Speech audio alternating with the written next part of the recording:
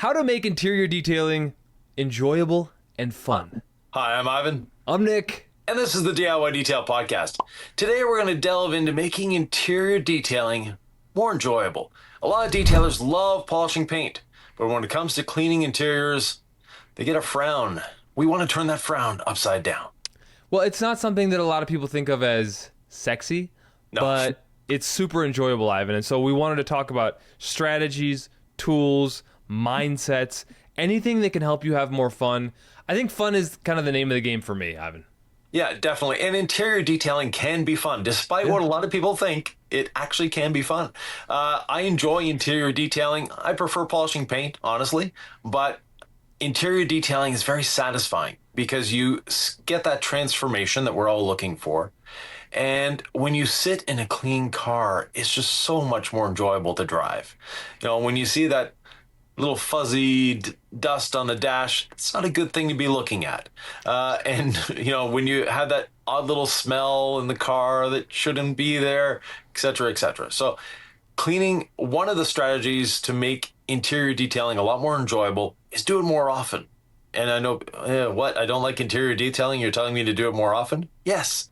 If you do it more often, it's going to take you a lot less time to do, and it's not going to be this big mountain you're attacking. It's just a little bit of dust here and there. Well, a little bit of dust is not the end of the world either. I with the Jeep that I have now, you take the Freedom panels off and you get a lot of dust. So it's a reminder to me that if I let that dust sit for a couple of days, it'll start to annoy me. All I need to do is wipe it down with Interior Clean and Protect on a rag or microfiber towel. Or when you're done washing your exterior in your rinseless wash bucket, just take that 256-to-1 dilution, dip a short nap microfiber towel in there, wring it out almost till it's not dripping at all, and then wipe the interior down. And it's that simple if you're really keeping up on your vehicle. It definitely is that simple. How to clean an interior using rinseless wash. One way is to put it in a spray bottle. Not the best. I prefer to use a bucket. I've got 2 gallons. That means 2 capfuls.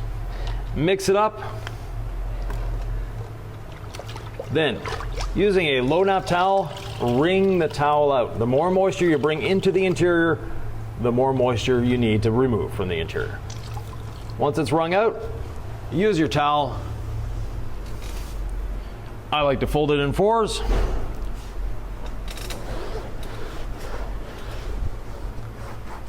Clean with one towel, wipe with another, and enjoy. That's the fun part about interior detailing is you don't need a lot of tools. It's something that can be done anywhere. You can be stuck in a traffic jam and clean the whole area around the drivers, around yourself as you're driving very easily, and simply just with a bit of Interior Clean and Protect or a damp towel, even a dry microfiber towel. Now, stay away from the screens and the instrument panel with a dry microfiber towel. Not the instrument panel, but the gauges, sorry, because those plastics are sensitive. And if you have some of those piano black accents, you might want to stay away from those with a dry towel. But with a properly lubricated towel, you're good to go.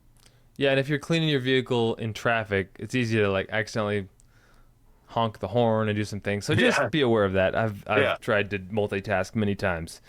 Detailing and driving don't exactly mix, but if you're stuck in traffic, it's doable. One thing that we do want to talk about, we might have a product line, Ivan, is you do want to use good products. So let's talk about that and then make it sound not so cringy because we're trying to promote DIY detail. Right. Well, we have 3 products for interior cleaning. It is that simple. Actually, we have 4, but one of them we don't talk about enough, which is actually our crystal clear glass cleaner. Great product for cleaning your glass. It just makes glass cleaning easy, simple, and fun. It doesn't evaporate too quickly, so it has time to emulsify and get onto the dirt, break it apart, and make it easy to wipe off.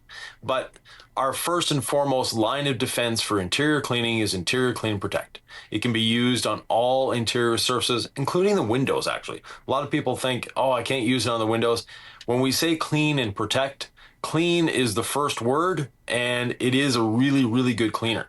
The protect part part is. Yeah, the protect part is not what a lot of people think. The protection is anti-static protection and anti-UV. It's not a greasy, slick, make your plastic shiny type of protectant. It is natural. It is the way the car left the factory, but with dust repellency, which is an important part of it. I might be crazy, but it feels like it darkens the plastics a little bit. Just gives them a slight. I mean, it is so slight, Ivan, but it's like not greasy at all. It's just a slight pop, like a 10% pop. That darkening effect is actually from the surface being clean. Okay. Well, it could be my. The reason I said not cringeworthy is I'm like, you could use our products, you could use another high quality product, but it is important to not cheap out on your products or whatever, and then be like, why isn't this more fun? There is something to be said for when you invest in something, you enjoy it more, which is kind of a segue to another topic in interior detailing. But just find a good product or a line of products that you like and trust. You will have more fun. You're going to get more efficiency in the process. Am I on the right track here, Ivan? Yeah, and then the other products we have for interior is rinseless wash. Rinseless wash. Some people have said we should call it an all-purpose cleaner. I prefer the term universal cleaner. An APC, we have an APC, which is our all clean, great on interiors, diluted 30-to-1 maximum. I actually like it at 60-to-1 for interiors if you're really if you need to go to that. So, but rinseless wash will clean more, mostly everything on the interior. Where I really like to use all clean is something you've probably never experienced, Nick, but those of us in the north, that salt stain on the carpets is spectacular for that. Spray a bit of all clean, diluted, actually in this case 15-to-1, but just on the salt stain, nowhere else on the interior. Put a little bit on that salt stain, let it sit while you're doing the dash and the rest, and when you get to it, it is broken down that salt. It just brushes and vacuums away quite easily. Well, we get a lot of salt stains here, Ivan, but I don't have any that I've tested it on here. When I was a mobile detailer, I would get just the nastiest carpets, and salt was a big headache for me. Yeah, we get the crust around the floor mat. But anyways, so, and then, our premier product for interior, and it's not for interior cleaning, but it's Protect, our interior ceramic. The interior ceramic coating will make your vehicle a lot more easy to clean. It's not going to get stained. It's just going to get dusty, and it wipes off, the dust wipes off quite easily. If you do happen to spill something on the interior, it's going to just mop up nice and simply. It's not going to make your interior hydrophobic. Don't be looking for super hydrophobic seats if you use this, but it is going to prevent staining, which is the important part of it, and make it easier to clean. If you think that it's important to protect your vehicle, then interior ceramic, I think, is a no-brainer, especially if you have a brand new ride and you're like, how do I keep this nice? Just apply interior ceramic with an applicator, a towel to buff it off, and then you're pretty much good to go. Right, and the popularity that's coming back for white seats, beige, and light gray, interior ceramic is definitely a must for those. Why are those coming back? It's a thing that happens every 20 or 30 years or so. In the early 70s, the white interiors were everywhere. From a Toyota up to Cadillacs and Lincolns and everything else. So white interiors were very popular back then. It was vinyl, and today we call it leather, but it's vinyl. Anyways, we call it vegan leather, things like that. Is vinyl, but nonetheless, is it leather coated in vinyl, or what is leather? So today's leather in cars. A little sidebar. So today's leather in cars, we're actually not sitting on leather. We're sitting on a polyurethane coating on top of leather to give it the color. And most seats, unless you're in a really, really high-end car, only parts of the seats are leather if you actually have leather. But a lot of the cars today, it's manufactured leather or false leather, just like suede. A lot of people think it's a suede interior. Alcantara is just a fancy way of saying microfiber. Yeah, for sure. Yeah. Well, and our interior ceramic goes on carpets, goes on leather, goes on everything car on leather. the interior. Yeah. Does it go on real leather? Like someone's got a real leather couch at home? Yeah, definitely. Okay. It doesn't block the pores, if we can put it that way, of the leather. It is such a thin formula. It's actually thinner than water, that it doesn't fill anything. It just coats everything, which is so if we think of the pores in the leather as a crater of a volcano, it's not going to fill the crater of the volcano. It's just going to line the crater of the volcano and prevent staining. That's its primary purpose. It helps prevent wear as well. So on that bolster where you're getting in and out of the seat, it's going to help prevent wear. But that aspect of it, the easy to clean, the stain prevention, bit of the wear prevention, and it lasts a long time. On the driver's seat, I do it every year. Maybe the steering wheel. The rest of the interior probably lasts as long as the car does. It's funny, the steering wheel, no matter what you do, I mean, I can detail my interior once a month and just do this with a rinseless dampened towel on the steering wheel. Yeah. And I'll look at my towel and it's pretty nasty. So Yeah. it doesn't take long if you're driving your car for all that oil and grease and whatever's on your hands to transfer to the steering wheel. Yeah. What is your best advice for keeping the steering wheel nice without over cleaning like the coating of the leather off of the steering wheel? Because I did that on my Subaru. So I'm like, how do I keep cleaning it adequately but not totally remove the coating with over cleaning? Interior clean and protect, first line of defense, and then from there, rinseless. Do not use an APC on your steering wheel. I've never met a steering wheel that needed APC. They are easy to clean, and we used to do auction cars, so we have steering wheels that are just caked in I don't know what.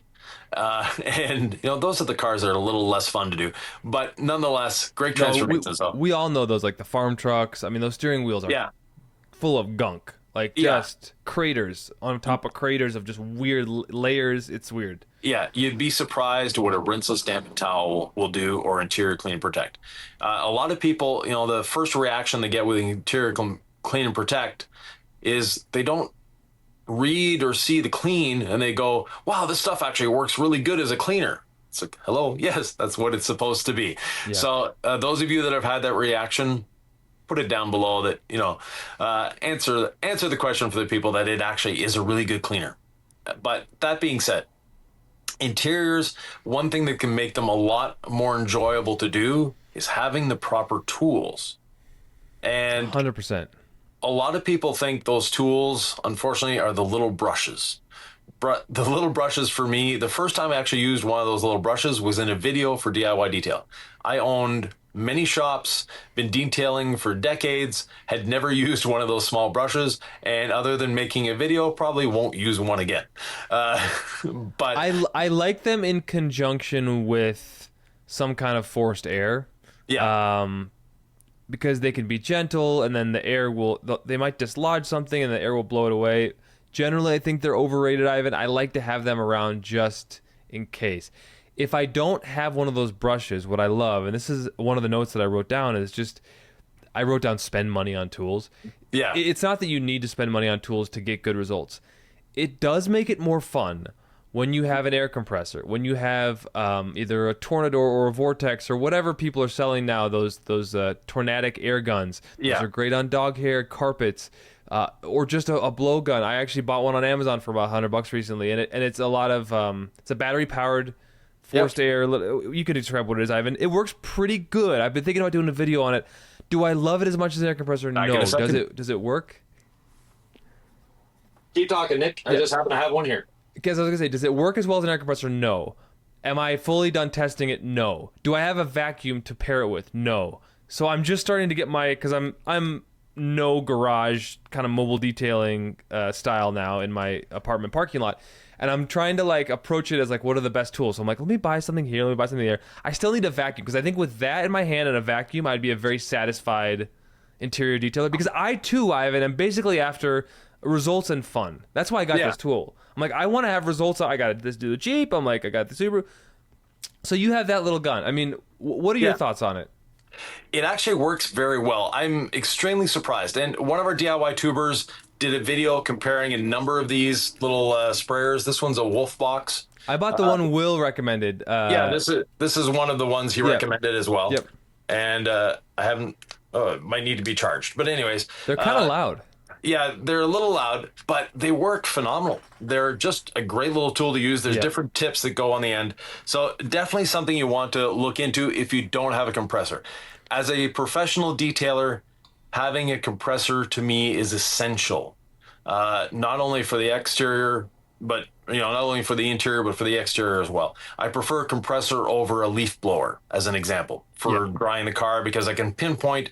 I towel dry first and then go in with the air tool to get the little seams and cracks. And you having a Jeep now, you've got a lot of seams and cracks. A lot of seams and cracks. And that's what I'm going to say is, like, I know Ivan's always going to say you got to take the moisture out if you put the moisture in. Yeah. The steamer, you know, and I never got the $300 steamer. I always got the $1,000 steamer because I was like, I'm going to buy a nicer, buy twice.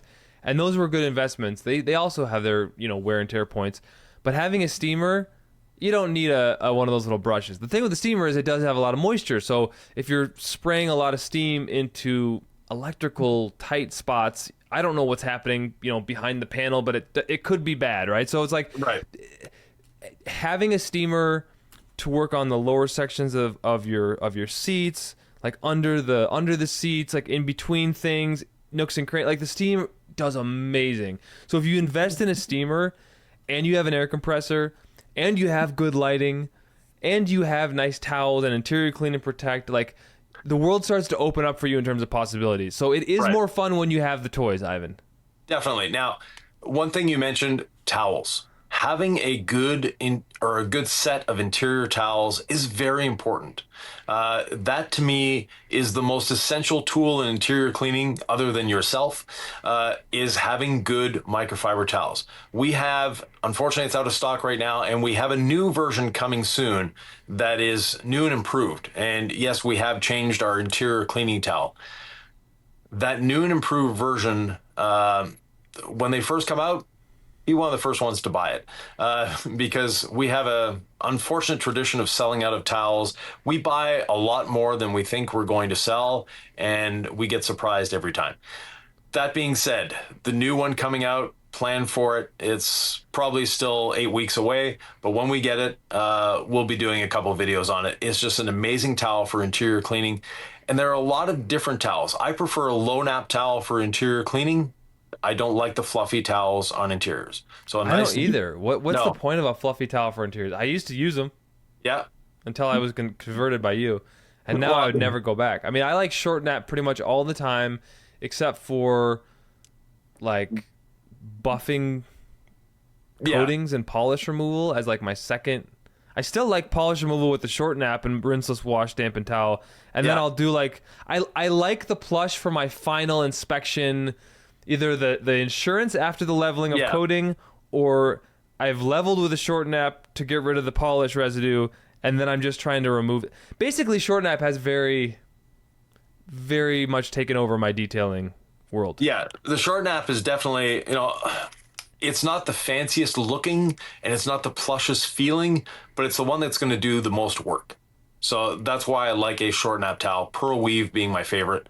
And they're not all created equal, because you go to like Costco or something, you get a Kirkland towel, and you're like, this is a short nap towel. And then you're like on kind of a soft black paint, and you're like, why is this brand new towel without the tag on? I took the tag off. Why is it scratching the paint? And it's like this mystery. It's like, oh, not all towels are created equal. No, they're not. But that being said, choose a towel that you like and have a couple of them. And you know, one thing I've always done is the interior rinse or the rinseless dampened towel for interiors. It's just a great thing. Paired with the compressor, you can almost have the efficiency of steam, meaning you have your rinseless dampened towel, you blow through the towel. What happens when you're blowing through the towel is that it, you know, dislodges the dirt with that little bit of moisture, but also any dirt that's being thrown out is actually being caught by the towel. So it's just a very simple, easy way of cleaning an interior. Now, speaking of simple, easy way of cleaning interiors, one interior tool that a lot of people don't think about is their polishers. You can polish seats very quickly and easily. To me, it's the easiest and simplest way of cleaning a seat.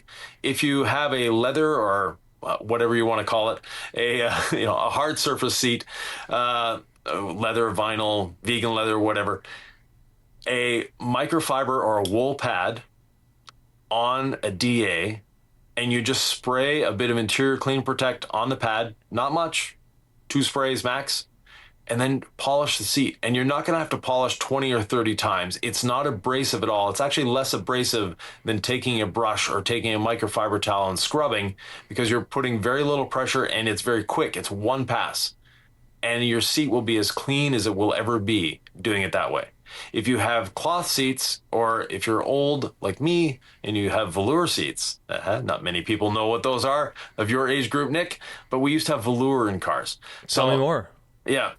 For those, I love a wool pad on a rotary. Now, the good old standard wool pad, the thick, fluffy, don't use a new one because it's gonna seem like you exploded a sheep on the interior of your car. You want to use one that has a bit of a life experience to it. Wash it, make sure it's clean, and then use that to clean your interior. What it does is it absorbs immense amounts of dirt off the seat.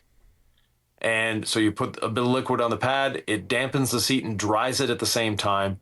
So your drying time is a lot lower. You don't need an extractor. You're not getting the foam wet. You're just cleaning the material itself. And that's a way that I've used for decades. A lot of people use that, in the carpet or interior cleaning or household cleaning world. They call it bonnet cleaning. That's the term for it, but it just works exceptionally well. I've actually been thinking about, because this Jeep I have has cloth seats, and anytime any water spills on it, like I had a water bottle that was leaking and it just wicked everywhere, and I'm like, man, I just want to extract everything out of here because I've never extracted it, right? And I'm just like, I want to just get everything out. But the weird thing is, it's a 10-year-old Jeep. It's got cloth seats, but it has like seat heaters in there, and so I'm like, there's technology under this seat, and I don't want to get it super wet with an extractor, Ivan, because I don't know what's going to happen. No, the days of pressure washing seats are thankfully gone. But I've seen it before, and I've actually had to do it before. But that's an extreme case. And one of the things I want to bring up is, as a home detailer, the more often you clean your interior, you're not going to have to deal with these big, massive cleanings. If you're a professional detailer, though, it is in your capacity to refuse a detail, to say to someone, I'm sorry, this interior doesn't qualify for my service. You've neglected, you may not want to say this part, but the customer has neglected their vehicle so much that it's beyond detailing. Now we're looking into restoration. If there's mold on the interior, that's something you definitely don't want to touch. There are people that are trained and have the tools specifically to deal with mold. That is not a detailer's prerogative to do that. So as a professional, know that you can refuse a job. And if it's too much, or give the customer I don't want to do this price and let them decide. But you don't have to do every vehicle that comes to you. Another thing as a professional detailer that a lot of people get hung up on is pet hair. And pet hair, we have a couple tools in our arsenal that make pet hair so much easier to remove. One is rinseless wash, 256-1, a light mist. You're not getting the interior wet. A light mist on the surface, it's anti-static. It's going to help the hair vacuum away easier. Interior clean and protect, even more anti-static. So even better in that case. Just a light mist over the interior is going to help, bring those dog hairs up. But as a professional detailer, you can ask the customer one simple question. When I'm done detailing this interior, is the dog going back in the vehicle? If the answer is yes, you don't have to get every little last speck of dog hair out of there. You get what you can, you work in a reasonable amount of time, and you give the customer the option of saying, look, you're putting the dog back in the car. There's no point in me getting surgical with this car and pulling every little last piece of dog hair out with a tweezer when the dog is going back in. So I can do a vacuum, get as much as I can, and then what remains, remains. When do you spray that, though? Obviously, you don't want to just do that right away. You want to blow the car out, vacuum first. What's your step-by-step? Like, I just got into the interior. Ivan says spray interior clean and protect on for dog hair. I don't think you want to spray right away, is what I'm trying to get at. Well, for myself, very simple. The air, as a professional, I have a compressor. I take the compressed air, I blow from back to front to get everything into the driver's footwell and the passenger's footwell that's under the seats, stuff like that. Then I spray a little interior clean and protect on the dog hair, close the doors, wash the outside of the vehicle. And to me, I don't do an interior as a professional without washing the outside of the vehicle. Build it into your price if you have to. Just, it's part of the service for an interior. The reason for that, I don't want dirty door jambs. I don't want to be rubbing up against the car. And when a customer comes to pick the car up, even though you might have done the best interior job in the world, if the outside is still dirty, that's the first thing they see. They're not happy.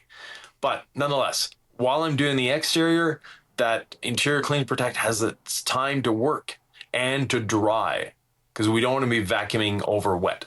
So, and you don't want to get the carpet wet with it. It's literally just a light mist. So you just did the back? What about the front seats where you put all the gunk with the air? Same thing. Generally, the floor of the front, unless that's where the dog rides, is not going to have a lot of pet hair. But aren't you getting a lot of the dirt and stuff in the front muddy without... You didn't mention vacuuming ever yet. No, because if there's that much, then yes, vacuum it up quickly. But the rest, you're not getting the interior wet, Nick. It's just a mist. So you're not getting anything muddy. Within 10 minutes, it's dry. Oh, so it's really that much of it. It's just a very light mist. Yeah, it's just a mist. I don't do well with a little bit of product. I don't know what you're talking about. I'm like, what does this mean? Yeah, that's why you're confused, because... I'm like, how do you spray something that dries in 10 minutes? So it's literally just a mist you're putting. You just want to break the static bond, and you don't need a lot of product to do that. Which one works better, Interior Clean and Protect or rinseless?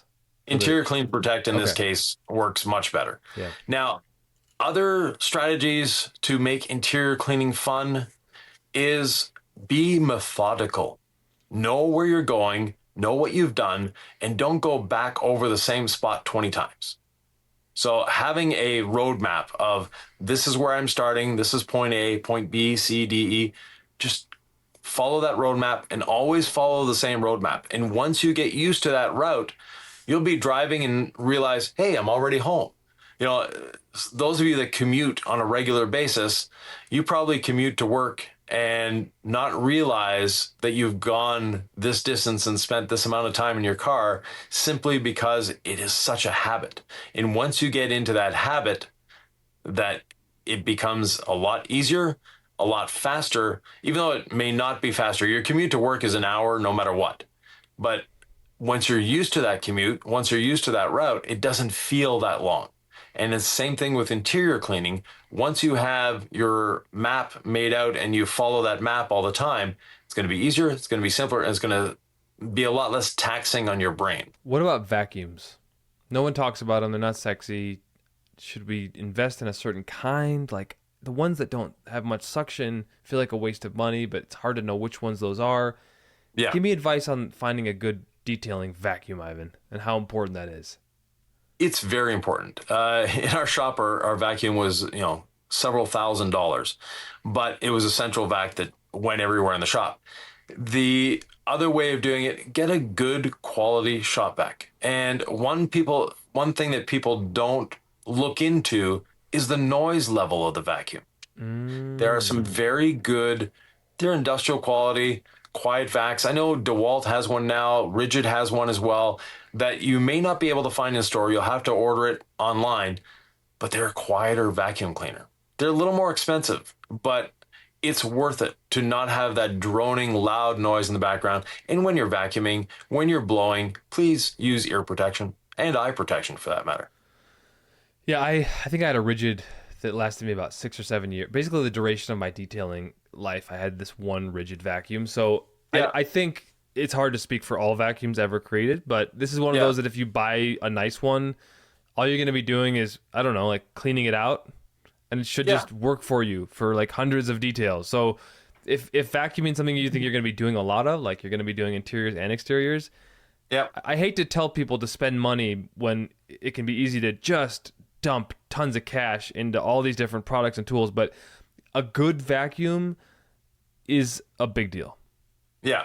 Now, if you live in an apartment, you don't have room for a good vacuum, you don't have the space for it, you don't have the investment for it. Go to a car wash, the coin up or the car wash, get your car washed. Or if it's a touch-free wash, even better. But get your car washed, and then they have the included vacuums. Now, and the air compressor. Some of them have airlines. Some of them, but they all have really, really good vacuum cleaners. So that's a way of deep cleaning quickly, use those vacuums. And if you don't want to take your car through the car wash, go to the car wash operator. There's always someone there, and say, look, I don't want to put my car through your tunnel, but I want to use your vacuums. I know they're free when I use the car wash. How much will you charge me to use your vacuum? And a lot of times they'll say, just go ahead. That's a good trick, Ivan. It's a goodwill gesture. Yeah. And they might say $5. Not a big deal. But then it's an easy way for you to really quickly vacuum up your interior. And if you know the place you're going to, they normally will have that really wide, 3 or 4 inch wide foot that is there to vacuum, which makes quick work of seats, carpets, but you can't always get it in everywhere. If you know what size that is, you can bring your own crevice tool as well. They won't necessarily provide crevice tools, but you can add one yourself. Oh, it would just come off? I didn't even think that you could adjust those. They probably don't want you to, but you probably could. Yeah. Yeah. No, they just pop off. So yeah, like I said, back on when you're done. But there's a local car wash near me that doesn't even have an access point where you have to get the car wash first. They just have the vacuum in the airlines, and so I've used that once. I've thought about using it again for a video, but I'm trying to create my own, little self-sustained, mobile detailing friendly arsenal, Ivan. And I'm just curious if anyone. I actually want to ask our collective hive of wisdom and experience. Who has recommendations on like the best vacuums? They could be cordless, which I think is a different conversation, or corded, right? I think we could find access to a cord, but an outlet. I'd like to know what everyone's favorite vacuums are out there. Put them in the comments below. Exactly. And if you have tips for making your interior cleaning faster, easier, simpler, more fun, put them down below as well. We love your comments. We reply to every comment that comes in on YouTube, good or bad, because we love the feedback, and it's as a point of respect. You've taken the time to watch this video. You've taken the time to write your comment. It's just respectful for us to answer it. I think detailing is fun. I think interior detailing can be incredibly fun, especially when it's your own car, or you're getting paid good money and you're getting really good results. It can be very satisfying, Ivan. It can be very fun, and we hope folks really enjoyed that. If they want to learn more about like exterior detailing, though, they're like, all right, I got interiors. Yeah. But like, teach me some good stuff on the outside of the car. Which video should they watch? Right up there. And, the camera is always backwards. But yeah, so right up there. Enjoy the video, and we'll see you in the next DIY Detail Podcast.